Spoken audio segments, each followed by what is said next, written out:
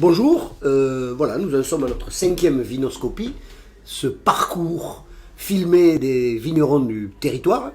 Et aujourd'hui, nous allons recevoir Alain Potier du domaine de la Tourasse. Alors avant de commencer à essayer de mieux connaître ce monsieur, je voudrais d'abord, comme c'est rituel, remercier Nicolas Codeville qui a eu l'idée de cette émission, remercier l'UBU, qui est le bar qui nous héberge et nous donne cette liberté de parole, et remercier bien entendu notre invité. Voilà. Je rappelle que les vinoscopies, il y en a eu 4 jusqu'à maintenant, il y en aura 5 à partir de ce soir, sont visibles sur l'archipel Contre-Attaque quelques temps après. Mais déjà, je pense qu'il y en a au moins 3 ou 4 qui sont... Et petit à petit, elles arrivent et on peut les revoir sur l'archipel Contre-Attaque, en plus de ce qui est filmé en direct. Je rappelle aussi que c'est un souvenir de Jacques Chancel sur l'émission Radioscopie qui a fait le portrait de milliers de Français pendant des années. Alors je commence l'émission en général par un proverbe détourné. Aujourd'hui j'en ai choisi un qui est peut-être pas très philosophique mais qui m'est venu comme ça en venant. C'est l'appétit vint en mangeant. Voilà, à méditer. Et donc nous sommes avec Alain Potier, domaine de la Tourasse. Je voudrais que tu m'expliques un petit peu le nom du domaine, pourquoi tu es là, qu'est-ce que tu faisais avant, voilà, une histoire de ce que tu es devenu quand tu es devenu vigneron. Ok, grande question. Ah oui, bien sûr. Vaste question. Merci d'abord, bonne tarda à tout homme. Quelle question. Comment s'appelle ton domaine? Déjà, ça tu dois pouvoir le dire. Ça, je peux le dire. Et dont je suis fier d'ailleurs, dont nous sommes fiers avec Sophie, ma compagne. Nous sommes fiers de ce nom parce que c'est le nom d'un lieu-dit à Banyuls. Donc nous sommes installés à Port-Vendre et les vignes sont à Bagnols-sur-Mer. Et le nom du lieu-dit s'appelle La Tourasse. Et nous sommes dans ce qu'on appelle le droit au tènement viticole. Vous connaissez, c'est une particularité de notre profession de la viticulture. Le droit au tènement viticole, c'est quand vous êtes sur un lieu-dit et que vous êtes en AOP, en ex-AOC, vous avez le droit de porter le nom du lieu-dit. Et c'est comme les noms de domaine internet. Premier arrivé, premier servi. Le premier qui s'installe peut porter le nom du lieu-dit. Et s'il y a un autre vigneron à côté, il porte le nom du lieu-dit plus autre chose. Comme le plus connu, il y a eu des procès là-dessus, le domaine de la Tour, dans le Bordelais, Château-Latour. Château-Latour, mais il est le premier arrivé et les autres sont appelés la Tour quelque chose. La Tour l'héritier, la Tour Potier, etc. Et donc il se trouve que nous, on a une petite parcelle de 30 parcelles sur le lieu-dit, alors que les parcelles font en général 120 les lieux-dits font en général 120 parcelles.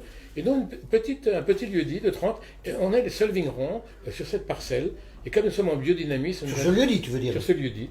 Et comme nous sommes en biodynamie, ça nous intéressait beaucoup. Du coup, on a pris le nom de ce lieu-dit, qui a une légitimité de Banyuls. C'est pas forcément plus joli. Le domaine de la Tourasse, c'est un nom comme un autre, qui a une signification comme une autre, comme tout. On dit que c'est faux, c'est vrai, on ne sait pas. Ça devrait être la grande tour. La forte tour. La forte tour. Oui. La forte tour, parce qu'on dit que, alors là, les historiens locaux disent que c'est sans doute les soldats de Napoléon III, pendant la dernière guerre qu'a livrée la France à l'Espagne, Napoléon III, ne savait pas quoi faire en gardant la frontière. Ils ont construit des fortes tours pour s'occuper. Et on a effectivement... Il y a des batteries là. Ce relief. Non, mais nous, au-delà des batteries, on a sur notre domaine, notamment on a une suberet de chênaillages de 2 hectares, on a dedans effectivement des fortes tours, des bases, les assises, les fondations de fortes tours. Ce ne sont pas des trucs tout à fait pour les chasseurs, mais incontestablement pour faire autre chose. Et elles sont là, elles s'appellent le lieu-dit La Tourasse. Très bien, alors quand même si c'est un peu moins poétique, qu'est-ce que c'est comme nombre de parcelles, nombre de vignes, superficie quoi? Eh bien, je t'ai dit, nous, on est les seuls vignerons sur ce lieu-dit, oui. Donc on est à 3 hectares, donc pas mal, on est la particularité du cru Bagnols-Collioure, je rappelle quand même un cru à part. Tout est à part sur Bagnols-Collioure. En l'occurrence, on est bien à part, puisque il y a, au niveau des complantations, il y a beaucoup de cépages sur une parcelle, mais surtout, on peut être déclaré en Collioure, en Bagnols, et surtout, pour nous, en IGP Côte-Vermeil, qui est une IGP très confidentielle, tant que 7 vignerons à vinifier en IGP Côte-Vermeil, mais pour nous, c'est une forme de luxe. Une forme de truc à part. Ou de liberté, quoi, aussi. De liberté, si tu veux. De liberté, donc on ne produit qu'en IGP Côte-Vermeil. Ah, d'accord. On n'a pas voulu aller se confronter. T'as jamais été même dans les premières années? Non, jamais. La première année a été vin de France, puisque on a démarré, donc, peut-être c'est une question que tu allais me poser, on a démarré en 2011, et on a démarré donc en vin de France, puisque on ne savait pas où se classer, on avait un problème, je te passe les problèmes de permis de construire pour notre cave, et je te passe tout ça, parce qu'il faut rester très positif, et nous sommes très positifs. Et donc on s'est déclaré la première année en vin de France, avec une classification qu'on nous a donnée comme un Banyuls très traditionnel. Alors qu'on ne fait pas de Banyuls, tu vas voir, on ne fait pas de vin fortifié, nous on n'est qu'en vin sec. Mais elle nous a classé d'emblée, comme ça, comme un Banyuls traditionnel. Bon. Et d'où venais-tu un petit peu de... Parce qu'on apprend des choses. Dans les vinoscopies, on apprend des choses. Hein. Je me souviens, tout le monde a appris que Gilles Trouillet était un ancien objecteur de conscience parce qu'on fouille dans le passé. Alors on ne va pas te demander ce que tu as fait de non avouable, mais d'où venais-tu? Bon, si Gilles Trouillet était un objecteur, moi j'ai fait l'armée dans les pompiers de Paris. Voilà, comme chauffeur. J'aurais beaucoup d'histoires à raconter. Non, moi je suis dans l'âme ce qu'on appelle un développeur territorial. Certains que j'étais 20 ans développeur territorial, dont 5 ans au service de l'État, qui m'a appris d'ailleurs à démythifier l'État. Hein, j'ai été 3 ans en préfecture de région et 2 ans au service du Premier ministre, qui m'ont beaucoup appris sur les choses de la vie, et en l'occurrence à démythifier l'État. Bref. Attends, pour nos auditeurs qui ne sont pas tous susceptibles de comprendre ce que ça veut dire, est-ce que tu peux expliquer ce que c'est un développeur territorial? Un développeur territorial, c'est quelqu'un qui définit, qui écrit les programmes et les politiques économiques d'une localité, en l'occurrence d'un lieu, et qui définit... D'un territoire, quoi. D'un territoire, etc. Mais c'est pas lui qui conçoit la stratégie, c'est lui qui met en... C'est lui qui conçoit la stratégie. Ah oui. C'est lui qui conçoit la stratégie, c'est lui qui définit, et les élus le prennent pour tel. Et en l'occurrence, ensuite, moi je suis spécialisé comme ingénieur culturel, donc pour définition de monter des musées de société. D'accord, donc je fais ça pendant 20 ans, c'est mon travail, voilà. Mais dans plusieurs endroits? Alors, principalement dans les Hautes-Pyrénées, donc à l'époque ça s'appelait Midi-Pyrénées, et ensuite, donc, quand j'ai rencontré mon épouse, Sophie, qui vient du Biterrois, je me suis installé dans l'Aude. Ça a démarré là, dans l'Aude, j'ai changé de métier, puisque dans l'Aude, je ne pouvais plus être un développeur, puisque je venais de Toulouse, et qu'on ne peut plus être un développeur, là, quand on vient de Toulouse, place du Capitole. Et donc, j'ai défini une autre politique, j'ai monté une société d'agroalimentaire, où j'ai créé une collection de soft drinks, raisins, olives, tomates, c'est la première boisson à l'olive, des soft drinks, donc pour concurrencer évidemment Coca-Cola sur son marché, ce qui est une politique impossible. Ah, tu n'avais peut-être pas la dimension requise. Je n'avais pas la dimension requise, surtout en canette, etc., pour être en soft. Donc voilà, j'ai fait ça pendant un certain nombre d'années, jusqu'au moment où on a décidé, avec mon épouse, de dire, bon stop, on arrête les frais, et on quitte l'Aude, et on va effectivement là où il y a du rocher. Voir la mer. Voir la mer, puisque c'est notre luxe. Notre luxe, c'est voir la mer, et toutes nos parcelles, évidemment, voient la mer, on va en parler, mais c'était notre luxe. On voulait s'installer en Sicile, ça ne s'est pas fait, parce que ma femme est d'origine sicilienne, et c'était compliqué, je ne parlais pas sicilien, il y a les mœurs, il y a les coutumes, il y a tout ça, et donc on a décidé de s'installer sur la côte rocheuse. Donc c'était en 2010-2011 où on s'est installé là. Mais est-ce que ces vignes étaient déjà plantées? Alors les vignes étaient déjà plantées, on a réussi par chance, par les dieux de la nature, nous ont permis d'avoir une première vigne, à côté d'avoir la deuxième, d'avoir la troisième, de racheter une suberet, une forêt de chêne liège, et de créer un îlot, puisqu'on voulait être chez nous. Un écosystème, quoi. Un écosystème, on voulait être chez nous, absolument. On est en biodynamie, en culture biodynamique, donc on voulait absolument se protéger, être chez nous, etc. Et on a pu le faire. Et l'inspectrice Groupama, quand je me suis inscrit aux assurances Groupama agricole, m'a dit, mais monsieur Potier, jamais vous n'aurez pu faire ça il y a quelques années. Et on a pu le faire, c'était comme ça. Oui, parce qu'il y a beaucoup de coopérateurs qui partent à la retraite, et donc souvent ça donne des... Exactement, ce qui ne pouvait pas se faire avant, c'est fait maintenant. Et donc on a pu créer le domaine de la Tourasse, à la Tourasse, un lieu-dit où on est chez nous pour faire ce qu'on a envie de faire.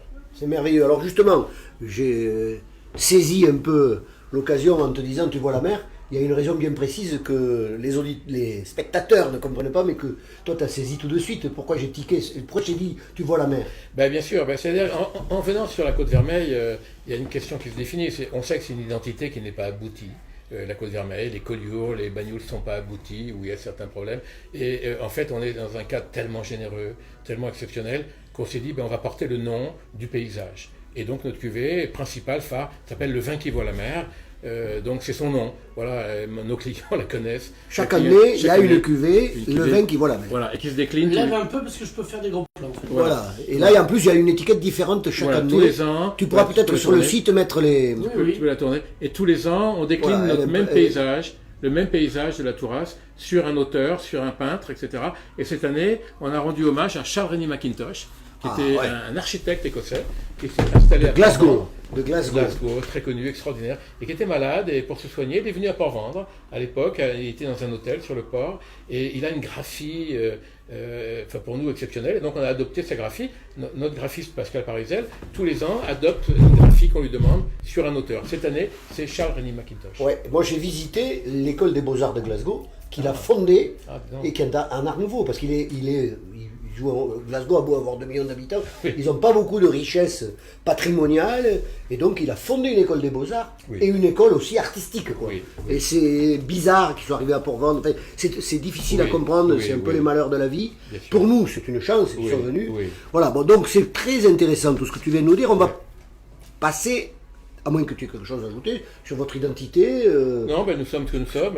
C'est surtout mon épouse qui était vigneronne, hein, d'accord. On a fait notre premier millésime en 2003 ailleurs, dans l'Aude, pour la naissance de notre fille, Clara, donc sur des Carignans centenaires. Et donc depuis 2003, on fait nos cuvées. Et c'est advenu en 2011, où on a démarré nos premières cuvées en IGP Côte-Vermeille. Donc, puisqu'on est sur les vins, parce qu'après je te poserai des questions sur ta conception de ce métier, de cette façon d'être du vigneron. Sur les cuvées, on va quand même parler, même si on fera un reportage à part sur le Rancio Sec et le Salon Biranzi, mais quand tu dis notre cuvée principale, c'est le vin qui voit la mer, qu'est-ce que tu fais comme autre cuvée? Alors, on fait principalement le vin qui vaut la mer et du Rancio sec, hein, ça on en parlera après. Sec, hein? Sec, du Rancio sec, c'est notre principal. On fait principalement 2 cuvées. On a une autre cuvée qui est une entrée de gamme, qui s'appelle Hors Frontières, qui est aussi très symbolique. Pourquoi Hors Frontières? Par rapport à la Côte-Vermeille, hein, les bornes frontières ont été installées en 1860. C'est une terra incognita là-bas, sur la Côte-Vermeille. Donc on a donné le nom de Hors Frontières, je ne l'ai pas amené. C'est notre entrée de gamme. Mais notre cuvée principale... C'est un pays de contrebandiers aussi, hein?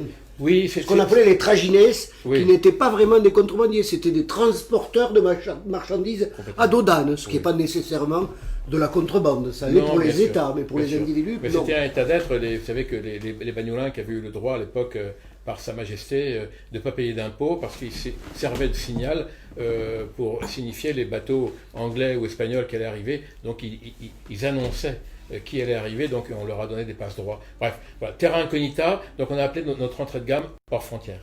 Voilà. Après, ce souci, il était bien antérieur, puisqu'il y a les tours à signaux, quoi. C'est-à-dire que dès le XIIIe siècle, les tours à signaux, puisque nous sommes dans une marche géographique, et donc il y a toujours eu le risque que des gens viennent de France ou que des gens viennent d'Espagne. Oui, merci, Jean, ça me fait plaisir de ta connaissance. Non, mais tu es sous les tours à signaux, toi. Oui. Alors, maintenant, on pourrait dire la philosophie, mais ça veut dire les pratiques. La philosophie, tu as introduit le biodynamique, qu'est-ce que tu peux dire de plus sur la philosophie du domaine? Ben, la philosophie, on a un credo, en fait, un credo vigneron, hein, qui est de dire, bon, le vin, c'est difficile de faire du vin. Il faut 10 ans pour faire un vin d'un individu normalement constitué. C'est très compliqué de faire du vin. Et donc, on a là-bas décidé, avec ce terroir qui est encore une fois spécifique. Le terroir de la Côte-Vermeille, sur 4 communes, encore une fois, sur le cru, est un terroir très particulier qui échappe aux règles des autres terroirs. Notamment, on a des parcelles avec 10, 12, 15 cépages. Donc, il a fallu faire avec. Et dès qu'on est arrivé, on a voulu essayer de comprendre ce passé merveilleux. Avant de faire là-bas du Banyuls, c'est-à-dire du vin fortifié, on faisait du naturellement doux. Et donc, on a tout de suite découvert que là-bas, on avait une maîtrise des vins vieux. On savait faire ça, c'était l'exploit, les grenages du Banyuls ont été avant dans la deuxième moitié du XIXe siècle. Avant la vulgarisation, évidemment, de l'alambic, de la fortification, on savait faire des vins secs naturellement doux, c'est-à-dire qu'ils étaient secs. Enfin, là, je ne suis pas tout à fait d'accord, mais il faudrait... C'est-à-dire que souvent, on ne savait pas s'ils seraient secs ou doux. Parce qu'on avait des vins à fort degré, et que les conditions météo, au moment où le vin avait fermenté, faisaient que certaines années, il finissait doux. Mais c'était vrai à Yquem, à la fin du XVIIIe siècle. C'est-à-dire que la fortification est venue donner la certitude qu'il sera doux. Mais moi, je te parle d'une époque avant la vulgarisation. Non, mais moi, justement, vers 1800, au XIXe siècle, en gros, les vignerons, j'en ai parlé avec un vigneron qui s'est beaucoup intéressé, Marc Parcé en l'occurrence, et qui m'a expliqué que, bon, avant la Bérousse a joué un rôle important, mais au XIXe siècle, ces vignerons là-bas, ils avaient des vins à fort degré, une maîtrise du vieillissement, mais pas la maîtrise du vin sec ou doux. Bien sûr, du Il n'était pas l'année où la température ambiante ne permettait pas au sucre de se terminer en alcool, ben, on pouvait avoir du vin doux, mais parfois on avait du vin sec. C'est très intéressant pour nous parce que toi tu es opérateur très actif sur les ratios secs et tu es dans un vignoble de doux et tu ne fais pas de doux. Non. Non, on ne fait pas de doux pour une raison, je vous dis là tout de suite. D'abord, moi je ne sais pas le boire comme consommateur. Je ne sais pas le boire, je bois ça comme du sirop. Et deuxièmement, pour moi, c'est une opération de transformation. C'est pas notre credo vigneron. On fait du sec, nous. On fait du sec, on fait du vin sec. On fortifie pas, on rajoute pas, etc. Donc c'est important. Ça, c'est la philosophie. La philosophie du domaine. Et alors, les pratiques. Ben, les pratiques, ça ne pouvait être que la biodynamie, parce que personnellement, moi je ne suis pas un vigneron de souche. Je suis devenu vigneron. J'ai été formé par Pierre Masson, qui était le grand bonhomme de la biodynamie. Je n'ai été formé en fait qu'à la biodynamie. Et donc ça ne pouvait pas être autrement. On ne pouvait pas faire autrement qu'en biodynamie. Est-ce que tu es certifié? Alors non, surtout pas. Surtout pas, non mais pour une raison. D'abord j'ai passé l'âge. Non, j'ai passé l'âge des contrôles. D'abord, il faut savoir que pour être en biodynamie, il faut d'abord être certifié bio. Ensuite, donc, tu fais ça, tu payes ça, tu es contrôlé pour ça, et ensuite tu peux être en biodynamie. Et personnellement, j'ai justement acquis l'âge de protester un peu, et de dire non, la biodynamie a existé avant le bio.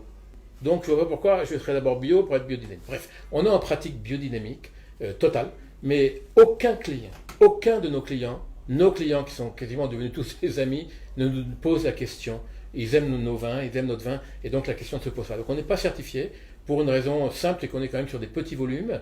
On fait 5000 bouteilles de rouge, on est à 8 hecto-hectares, dans des conditions de travail très difficiles là-bas, conditions manuelles, de travail manuel très dures. Et donc on est à 8 hecto-hectares, donc l'idée de rajouter des certifications, pour nous, ne rajoutez pas quoi que ce soit à la chose. Mais c'était pas du tout une remise en cause ou une demande de rendre des comptes. Hein. C'était juste parce que moi je fais sortir les informations du vigneron qui vient. Mais je trouve ça tout à fait dans sa propre logique. Hein. Simplement, c'est vrai que ce que je découvre un peu de ta personnalité, c'est que tu es un rebelle lisse, quoi, un rebelle aimable, tu viens de le dire. Hein. C'est-à-dire sous des aspects de passeur culturel, de personne qui fait le lien entre tous, etc., tu as toujours ce petit côté rebelle. Oui, parce que j'ai appris, au cours de ma vie, j'ai quand même vécu, qu'on ne se bat pas contre une machine. On ne se bat pas contre une machine, on ne se bat pas contre l'État, on ne se bat pas. C'est un faux combat. Donc le combat, il faut le mener ailleurs. Et ailleurs, pour moi, c'est de ne pas certifié, c'est pour moi une forme de combat aussi. Je n'ai pas besoin de ça. D'accord, très bien. Alors ce point a été vu, et bon, puisqu'on en est à parler de se battre contre l'État, je vais poser la question, mais est-ce que tu pourrais nous parler de ton envie d'appréhender la culture catalane? J'ai remarqué que tu sortais des petites phrases en catalan de temps en temps, donc je trouve que c'est intéressant de savoir ça.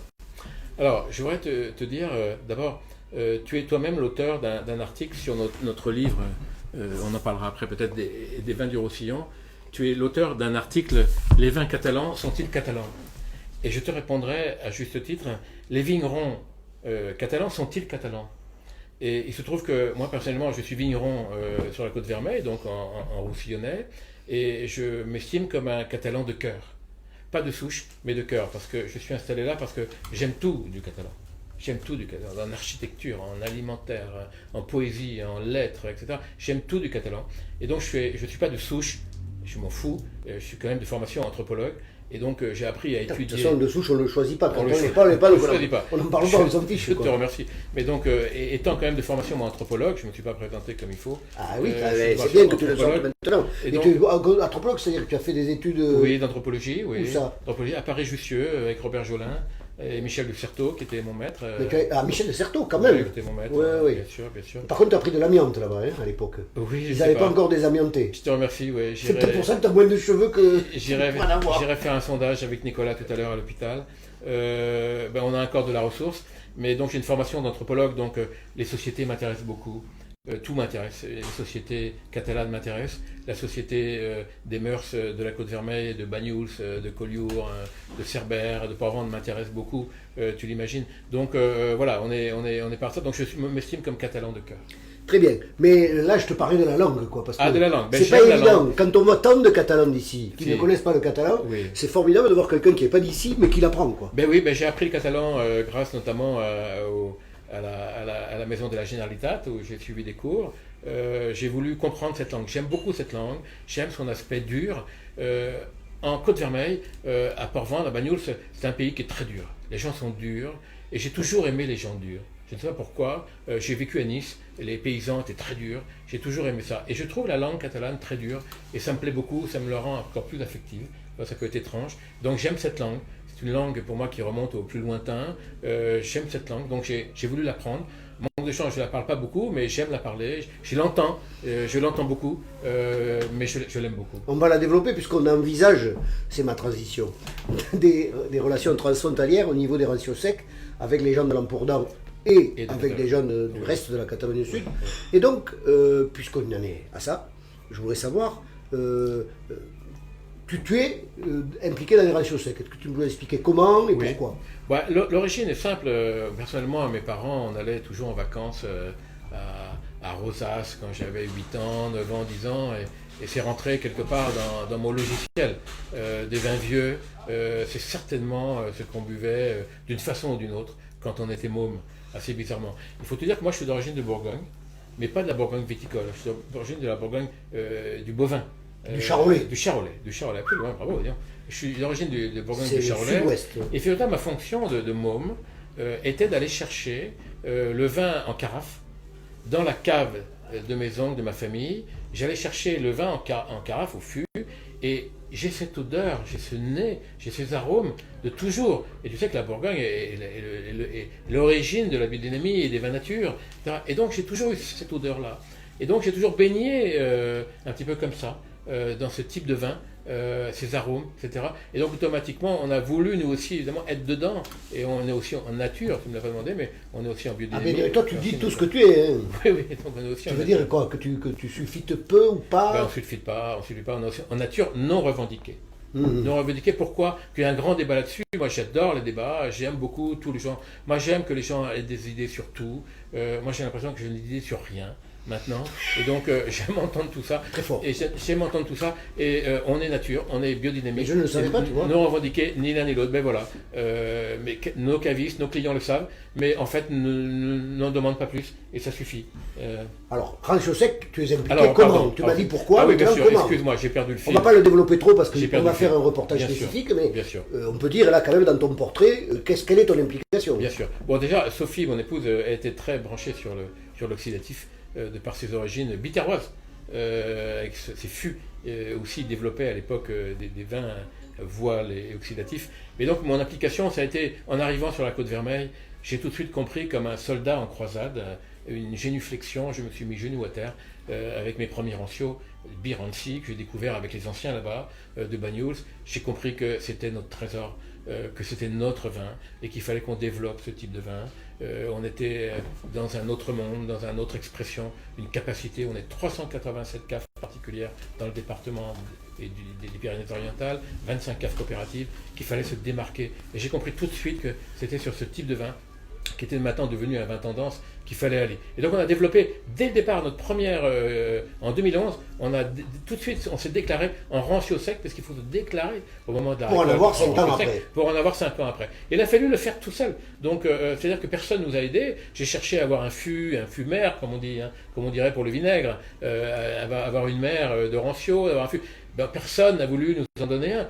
Je le comprends, il n'y a Et pas de comment tu as fait problème. alors? Eh ben, on a démarré tout de suite en comprenant qu'il faut, pour faire un rancio, il y a 2 choses fondamentales. Il faut d'abord un raisin, un très bon raisin, bon vin. Hein, n'oublions pas les adages, bon raisin, bon vin.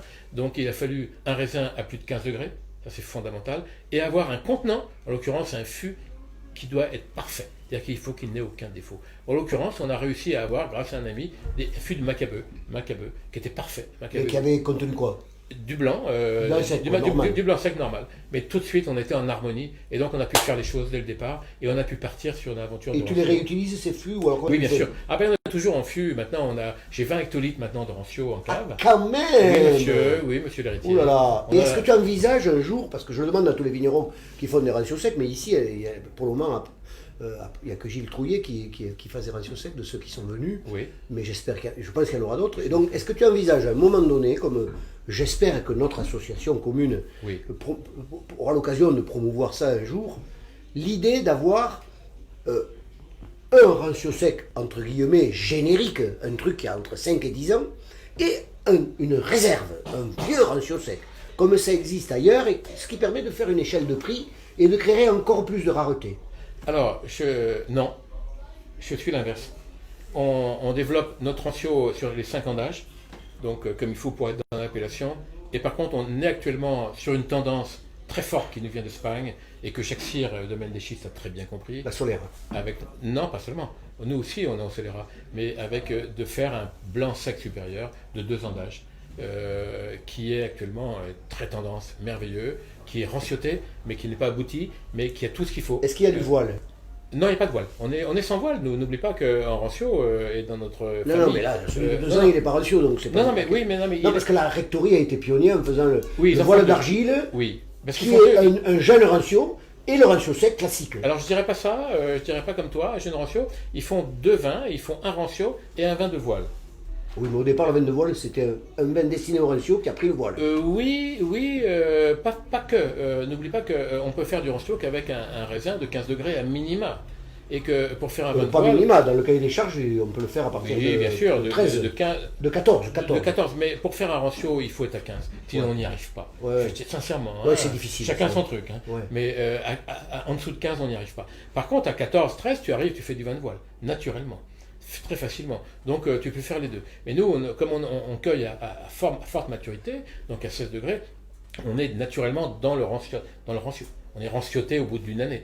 Donc on y est naturellement. Mais le vin de voile, c'est une autre histoire. Nous, on n'en fait pas, parce qu'on n'a pas les degrés pour.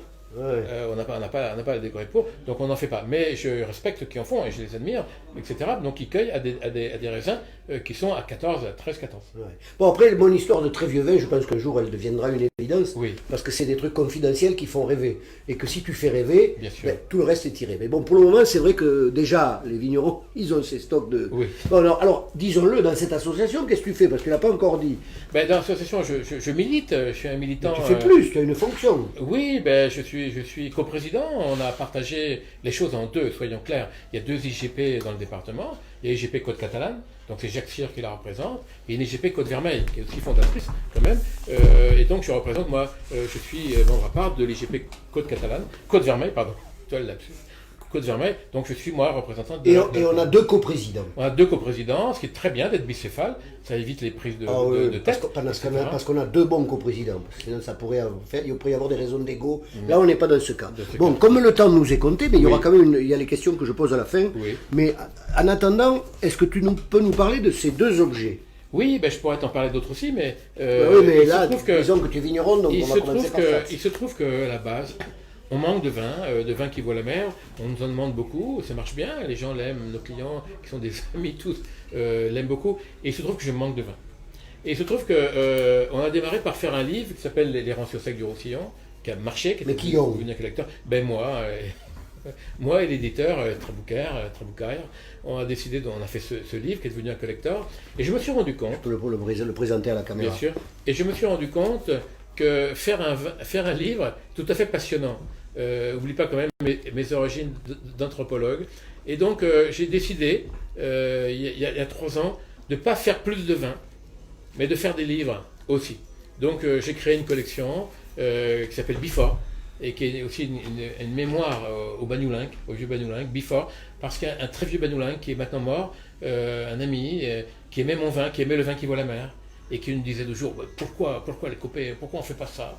Et il aimait le vin qui voit la mer, et qui me voyait, et me disait bec before, bec before, bec before. Je bois du vin fort. Je bois du vin fort.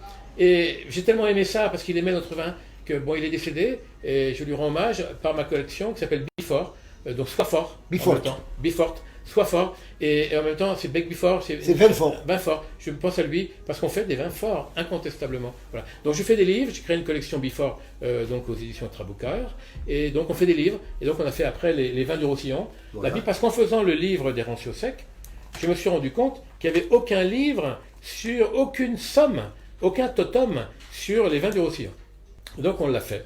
Donc c'est la Bible, 30 contributeurs. Par ma collection, c'est un double concept. C'est livre collectif et des événements de parution. Parce que qu'est-ce qu'un livre de nos jours? Rien. Et ça peut être tout en même temps. Et un livre peut être remarquable. Et donc du coup, les événements nous permettent de faire des événements, des signatures, des dégustations, etc. Celui-là, il a une histoire un peu triste, c'est qu'il est fini, il est épuisé. Et oui. Et c'est dommage, alors comme tu dis, il devient collector, mais c'est dommage parce que c'est un super outil. Oui, Bon. mais on va rebondir. Peut-être. On Oui, va- oui, on va vas-y. rebondir. Mais avant de parler de ton projet, parle des autres livres que tu as fait, même s'ils ne sont pas liés complètement à ton métier de vigneron. Il se trouve que quand on s'est installé sur la Côte Vermeille, on a aussi fait des plantes médicinales. Et donc notamment sur la culture de l'immortel. Moi j'ai deux chocs sensoriels dans ma vie, c'est le vin nature et les immortels quand j'allais en Corse voir mes amis corses. Et donc quand on s'est installé sur la Côte Vermeille en 2011, on a décidé avec Sophie de planter des immortels. Pas l'immortel sauvage. L'immortel sauvage ne donne pas le principe actif qui est important, qui est l'acétate de Néryl. Donc il fallait planter l'immortel italicum et les Chrysum italicum, il fallait la planter. Donc on a planté, on a fait des plantations d'immortels qui nous ont permis au départ d'avoir un jus extraordinaire, etc., mais qui nous ont posé un cas de conscience, c'est-à-dire que le problème de la Côte Vermeille comme ailleurs, c'est l'enherbement. Et on avait encore plus de travail d'enherbement sur la plantation d'immortels que sur la vigne. Donc il a fallu faire des choix, et il se trouve qu'il y a 3 ans, on a brûlé. On a entièrement brûlé, le domaine a entièrement cramé, liquidé, terminé, circulé, il n'y a plus rien à voir. Non, mais la vigne n'est pas morte. Non, on a perdu 15% quand même du vignoble. Ouais.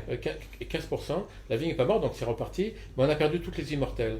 Du coup, on a arrêté de faire des plantes médicinales, ça pour revenir au livre, parce qu'on a sorti un livre sur les plantes, à la conquête des plantes aromatiques et médicinales du Roussillon, car c'est une filière remarquable dans le département. Il y a des producteurs de plantes, pas que de lavande, pas que de thym, mais d'autres choses merveilleuses dans tout le département. Et le paysage d'ailleurs du Roussillon est en train de changer, de muter par tu vois, des plantations de lavande, etc. C'est remarquable. Donc le paysage change.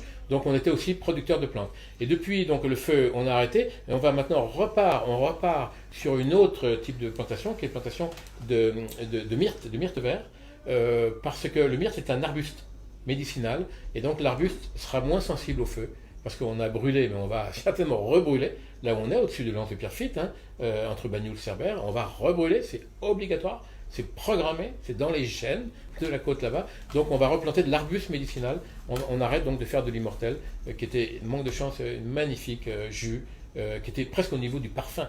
On était au niveau Rappelle à quoi sert ce jus. Ah ben ce jus, il sert à beaucoup de choses.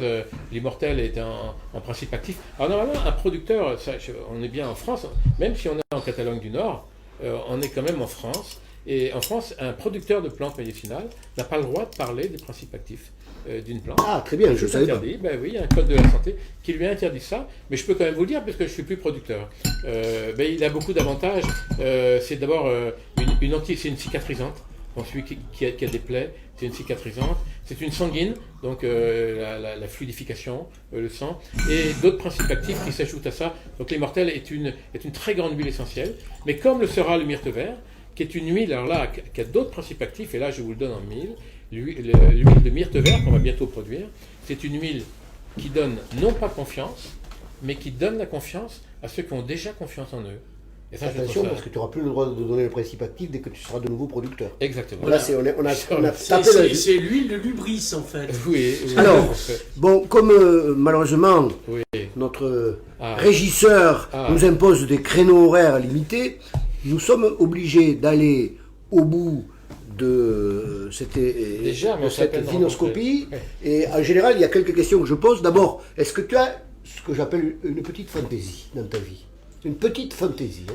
Oui, j'en ai qu'une qui m'obsède. C'est la poésie. J'écris. Et pour moi, à la fin de ma vie, la seule œuvre qui comptera, c'est pas mon vin, c'est pas ma cave, c'est que j'aurais fait en poésie. Très bien. Ensuite, un jardin secret, c'est à peu près la même chose. Hein? Oui. D'accord. Même s'il n'est pas complètement secret, parce que dans ce livre, Oui. on peut lire tes poèmes, puisque Oui. ta contribution, Oui, c'est de la poésie. C'est vrai. Ensuite, mes deux dernières questions que je pose à tous mes invités, c'est quel est le message que tu aimerais faire passer aux autres? Mais le message par rapport au vin, je dirais il n'y en a qu'un. Pour moi, il n'y en a qu'un. Le vin n'est pas un produit. Le vin n'est pas un produit. Le vin, c'est quelque chose de mystérieux, étrange, qui vient de toujours. On va parler de l'oxydatif, mais on a toujours fait l'oxydatif. Les vins de l'Antiquité étaient des vins oxydatifs. On a toujours fait des vins avec l'air. Toujours fait. Et donc, mon message, c'est de dire que le vin, c'est un facteur de bonification, de maturation, de vieillissement. Et donc, c'est quelque chose qui rentre dans ce capteur solaire. Et Dionysos, c'était la religion civique. C'est une religion civique. Et donc, à partir de là, le vin, c'est quelque chose d'extraordinaire. Et je regrette beaucoup qu'on soit actuellement dans une époque de vin produit, où le vin, c'est un produit comme un autre, dans les grandes surfaces. Donc ça. Mais c'est pas vrai. Le vin, c'est très compliqué à faire du vin. Il faut savoir le faire. Et il faut savoir reconnaître ce type de vin, parce qu'on est en vin nature, on est en vin vivant. Et donc, le vin vit toujours. Et donc, mon problème, c'est que je voudrais qu'on reconnaisse cet art de faire du vin. On n'est pas des artisans, on n'est pas ceci, on n'est pas cela. C'est compliqué de faire du vin. Je voudrais qu'on redonne les lettres de noblesse au vin. D'accord. Alors ça, c'est une question qui est assez proche de la suivante. Donc parfois mes invités disent bah, c'est un peu la même, mais c'est pas tout à fait la même. Là, je te demande quel message tu veux faire passer. Et maintenant, je voudrais dire qu'est-ce que tu aimerais que les gens retiennent de toi, qui considèrent te concernant.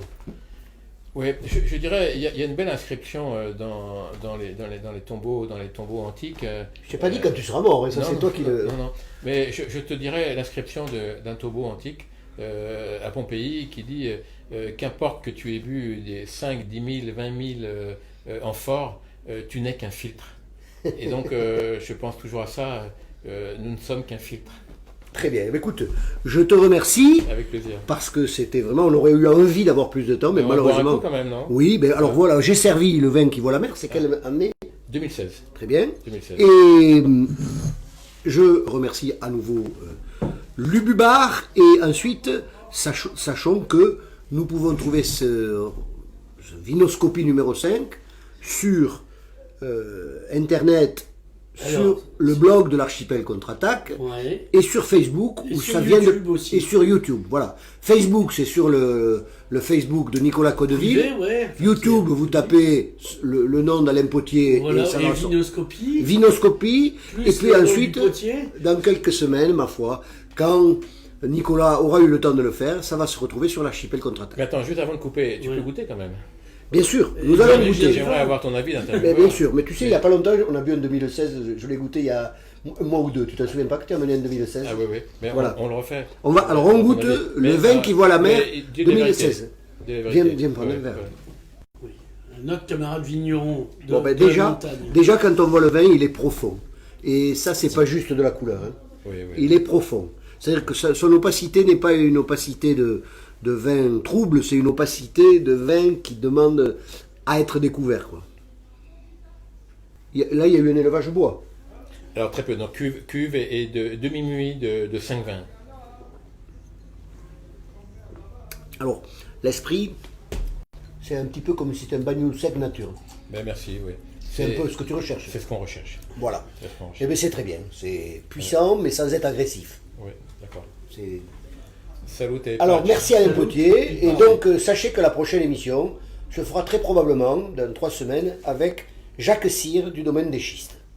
L'autre roi de l'association. Le coprésident. des races secs. Et longue vie. Alors, Jacques Cyr, c'est intéressant parce qu'il y a la transmission en plus. Hein, puisque Jacques Cyr, c'est son fils Michael qui a repris. Mais actuellement, depuis une dizaine d'années, ils sont ensemble. J'espère qu'ils le seront encore longtemps. Donc, il y a une belle histoire là aussi à raconter. Merci Alain. Et voilà. Adéo. On se retrouve dans 2 secondes Adéo. pour une interview sur le salon des oxydatifs.